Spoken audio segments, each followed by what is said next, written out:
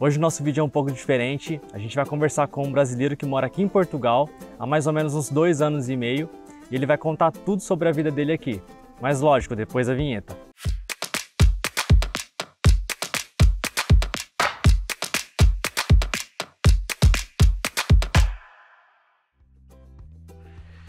Fala, Raul, aí, como você tranquilo? tá? E aí, galera? Galera, esse aqui é o Raul, ele mora aqui em Portugal. Lá no Brasil ele morava pertinho lá da minha cidade, mas melhor você, Raul. Conta aí, quem que é o Raul? Tá certo.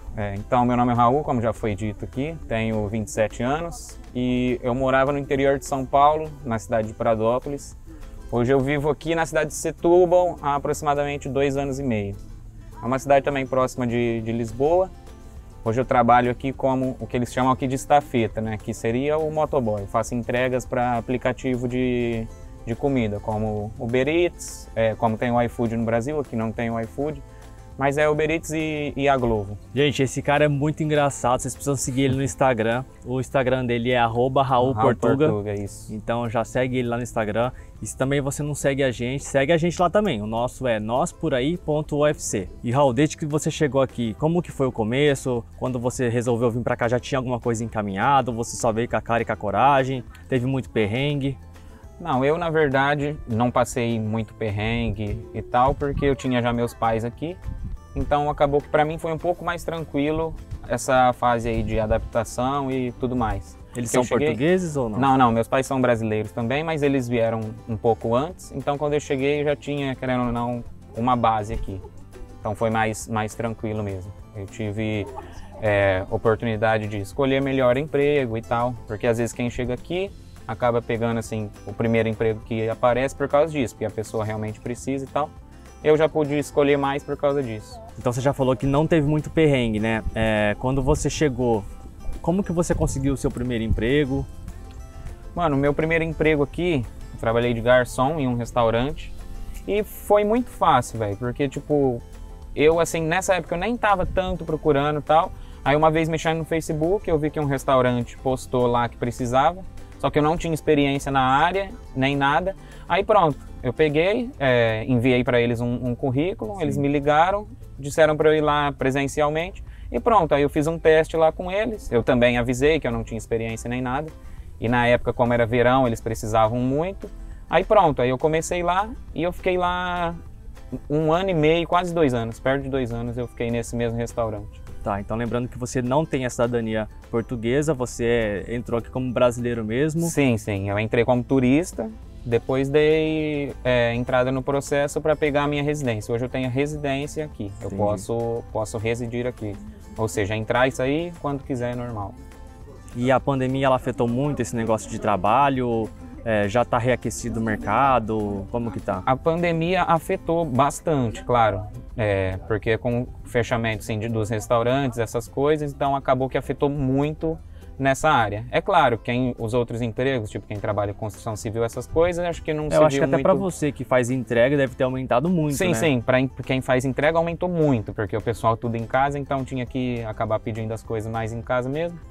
Então até aumentou, mas de maneira geral diminuiu muito a mão de obra, a oportunidade de emprego Sim. diminuiu muito. Então agora já está mais aquecido? Agora sim, agora já até reaqueceu e tanto depois que voltou a reabrir as coisas, que reabriu o restaurante e tudo mais, eles estavam com uma procura muito alta, foi uma coisa que eu realmente nunca vi mesmo. Nos outros verões eles sempre procuram mesmo muita gente, só que dessa vez eles estavam procurando muito mais porque eles não encontravam. Acho que às vezes por conta do fato da pandemia, acho que muita gente que trabalhava aqui acabou indo embora, tipo alguém que morava no Brasil, Sim. ficou sem emprego, acabou indo embora e tal. Então agora quando reabriu, tinha muita vaga e pouca gente para trabalhar. Tá, e o seu trabalho de entrega, como que é? Você consegue sobreviver bem aqui? Você mora sozinho? Mora com alguém? Então, hoje moramos eu e minha esposa e nós moramos sozinhos. Temos nossa casa, tranquilo. Nossa não, pagamos o aluguel, tudo. E tranquilo. E com o meu trabalho, tipo aqui hoje ela trabalha também, Sim. Isso claro ajuda muito, mas só com o meu trabalho já seria o suficiente para viver nós dois, mesmo Sim. se ela não trabalhasse, a gente viveria tranquilo. Tá, então uma pessoa, um casal, vamos colocar um casal que ganha um salário mínimo aqui, mais ou menos em valores, quanto que os dois conseguem ganhar líquido? Olha, eu acho assim, se for um casal e os dois ganham um salário mínimo, ou seja, vão ser 2 salários mínimos nesse caso, eu acho que vive aqui tranquilo, porque assim, com os descontos eu acredito, eu não sei, porque como eu trabalho, o meu trabalho é como se eu trabalhasse por conta mesmo, não tem contrato nem nada. Então, se no caso a pessoa tivesse um contrato recebendo um salário mínimo, com os descontos eu acredito que ela deve receber por volta de uns 600 euros. Tá, então Cada um casal uns 1.200. daria uns 1.200, sim. E aqui eu acho que viveria muito tranquilo com esses 1.200. Para viver Porque, assim, num grosso modo, com casa, comida, energia, as contas básicas, quanto que um casal vai gastar? Olha, o aluguel é uma coisa que varia muito. Mas eu vou dar, assim, uma média. Eu acredito que de aluguel, esse casal gastaria uns 400 euros de aluguel. Aí mais as contas de casa, se for água, algumas casas precisam do gás também. E a energia, eu acredito que mais uns 100 euros, com internet mais uns 50 euros. Sim. Então com 550, você já pagaria todas essas contas. O que sobraria é a alimentação, que aí varia também do jeito que a pessoa, se a pessoa gasta mais no mercado ou menos, se come mais na rua ou mais em casa. Isso daí também conta muito. Entendi. E em relação à moradia, aluguel de casa, que é difícil? Porque assim, a gente estava na Itália e a gente sabe que também na Irlanda é muito difícil, é muito burocrático conseguir alugar uma casa. Como que é aqui? Aqui também é muito burocrático, assim, porque às vezes, não sei se por ser imigrante e tal, eles pedem... Eles fazem de tudo, sim, eles pedem muitos documentos, às vezes pedem tipo para você pagar 3 meses de antecedência, ou seja, se uma casa aí for um aluguel de 400 euros, como eu disse, você vai ter que ter ali já 3 parcelinhas para pagar antes, entendeu? E muitos, eu já não passei por isso, mas tem casos de amigos meus que já disseram que já foram em alguns lugares e os próprios donos já falavam que para brasileiro não alugava. Ah, entendi. Então é importante saber disso, galera, porque você que está pensando em vir para Portugal, você tem que vir preparado. Então já coloca aí na sua conta que 3 aluguéis já tem que estar pago, para você não chegar aqui e passar perrengue também, né? Sim, isso não é uma regra. Tipo, lá onde a gente entrou mesmo, ele pediu, o dono da casa lá pediu só uma renda, entendeu? Sim. Então a gente pagou uma mensalidade, pronto, e depois dali para frente pagava que era uma garantia. Pra gente foi tranquilo, mas tem casos e casos, sempre varia. E em relação ao idioma, tem muita diferença assim entre o português do Brasil com o português de Portugal? O idioma em si, até que não. Tem, assim, algumas palavras que, é claro, mudam e às vezes pode ter um significado aqui e no Brasil outro e vice-versa. Tem algum exemplo fácil, assim? Olha, fácil, o que seria, aqui é normal, muito normal, eles chamam as mulheres eles chamam rapariga, entendeu? E no Brasil, no Brasil mulher de rapariga, talvez não ia dar muito certo. Mas pronto, aqui é normal. E é uma coisa que agora, assim, eu até entendo, porque rapariga é o feminino de rapaz, então aqui pronto. E eu percebi também que aqui eles entendem muito os brasileiros, só que a gente entende muito pouco do que eles falam. A gente foi na padaria e eu praticamente não entendi nada que o cara disse, mas ele entendeu tudo que eu tava querendo. Sim, é porque aqui eles têm o costume de consumir muita coisa que é da cultura brasileira. Novelas, músicas, então por isso que eles entendem muito bem o que a gente fala. E normalmente quando a gente chega aqui, a gente tem dificuldade mesmo para entender eles. E em relação à diferença entre Brasil e Portugal, tem muita coisa assim que você consegue ver que fica muito evidente? Sim, tem muita diferença. Tipo, em questão de segurança, por mais que de onde eu vim, eu sou do interior, tal, então na minha cidade não tem uma criminalidade alta, igual a gente costuma ver na televisão, tal, mas aqui não se compara. Aqui quase, para não falar que não tem, aqui quase não tem criminalidade mesmo. É muito difícil você ouvir falar que teve alguma coisa assim. Então, o poder de compra também, eu acho que é bem diferente. O poder de compra é muito diferente. É que nem aquilo que eu disse anteriormente sobre o salário mínimo e tal. Aqui com o salário mínimo, em 2 pessoas, no caso um casal, os 2 com salário mínimo, eles têm uma vida boa, eles vivem normal, compram o que quiser e tranquilo. Diferente do Brasil, que se fosse 2 salários mínimos, eu acho que para pagar aluguel e tudo mais, básico, talvez, talvez sobreviveria com o básico. Sim. Tá, e eu sei que viver na Europa é muito bom, mas existem coisas que a gente sente falta no Brasil. O que você sente falta, assim, de alguma comida, de pessoas? O que te faz falta aqui?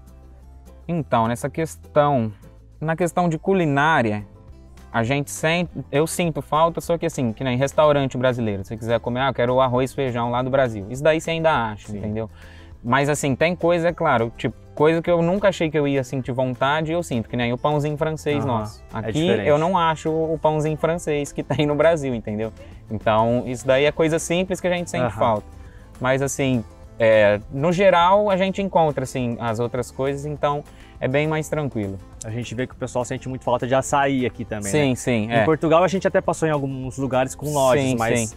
Na Europa como um todo assim, é bem difícil de achar açaí. Requeijão, eu sinto muita falta de requeijão. Sim, requeijão é uma coisa que também eu não encontrei aqui ainda. O açaí, beleza, agora aqui, pelo menos aqui em Portugal, aqui onde eu conheço, e fazendo entrega também, eu vejo que o açaí também foi muito bem aceito por eles, pelo pessoal daqui, porque eles pedem muito isso daí, por mais que tenha vindo lá do Brasil e tal, e aqui acaba sendo um pouco mais caro, mas foi muito bem aceito aqui também.